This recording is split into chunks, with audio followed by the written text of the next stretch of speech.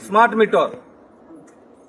Metre नारे Tata power लोकों को लुटुचंती। जेबेठू स्मार्ट मीटर लगला लोकंकर विद्युत बिल हु हुई बढ़ी चली। और स्मार्ट मीटर लगेला परे जदि कौनसी उपभोक्ता समय रे पैसा दे पारु नांती ताले से माने बुल्लारे बसिकी लाइन टाକୁ काटी देउचंती राति 12 बजे। 3 रे एनफोर्समेंट विभाग नारे विजिलेंस नारे अनैतिक भावरे परिवार को जाउचंती और घरे बिना अनुमति रे घरे पशिकी बायपास होईची कहिकी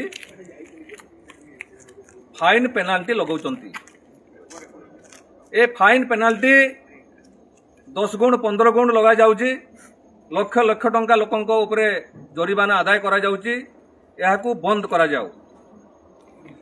वेस्को थिबा समय जो एरियर बिल थिला टाटा पावर रो अधिकार कोटु आसिला ते टाटा पावर वेस्को समय टंका को आदाय करुचंती।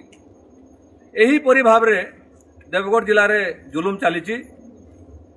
आज भी बागबर गाँ ठू आरंभ करी सोढ़परी पंचायत रे ना से गाँव रे बिजुड़ी संजोग नहीं। भारत स्वाधीनता होबार 75 वर्ष हो गला।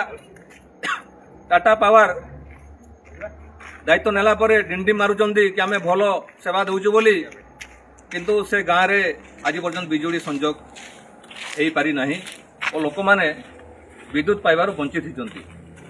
से टाटा पावर बेपार करने बेपार करंतु, किंतु बेपार करने सहित देवगढ़ जिलार